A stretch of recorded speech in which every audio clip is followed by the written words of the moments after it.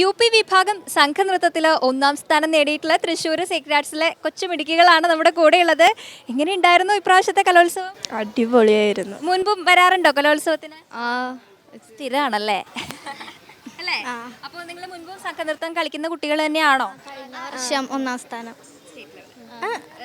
U P ആണല്ലോ അല്ലേ? U P ആകുമ്പോൾ നമ്മൾ ജില്ല വരെയാണ്. അപ്പോൾ കഴിഞ്ഞ വർഷവും ജില്ലയിൽ ഒന്നാം സ്ഥാനം നേടിയിട്ടുള്ള സ്കൂൾ തന്നെയാണ് ഈ വർഷം ഒന്നാം സ്ഥാനം കൊണ്ട് പോവാണ്.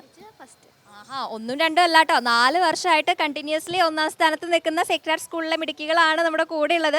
അപ്പോൾ നിങ്ങൾക്ക് ഒരു കോൺഫിഡൻസ് ഉണ്ടായിരുന്നോ ഇപ്രാവശ്യം ഞങ്ങൾക്ക് തന്നെ കിട്ടും എന്നുള്ള തോന്നലുണ്ടായിരുന്നു ഉള്ളിൽ? റിസൾട്ട് വന്നപ്പോൾ ആ തോന്നൽ കറക്റ്റായില്ലേ? സന്തോഷമായോ?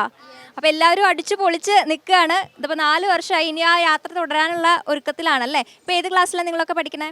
ഞാൻ 7th. 7th 6th 5th ഉണ്ടോ?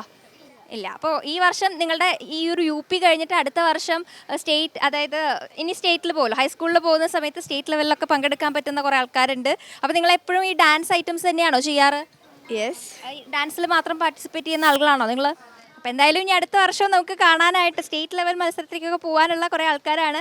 ഈ വർഷം നമുക്ക് യു പിയിൽ അവസാനിക്കുന്നതുകൊണ്ട് ഇവിടെ നമ്മുടെ തൃശ്ശൂർ ജില്ലയെ റെപ്രസെൻറ്റ് ചെയ്ത് യു പി വിഭാഗത്തിൽ ഏറ്റവും നല്ല സംഘനൃത്തം അവതരിപ്പിച്ചിട്ടുള്ള സേക്രഡ് ആർട്സ് ടീമിൻ്റെ ആ ഒരു നൃത്തത്തിൻ്റെ കുറച്ച് ഭാഗം ഞങ്ങൾക്ക് വേണ്ടി കാണിച്ചു തരില്ലേ? ഓക്കെ, നമുക്ക് കാണാം.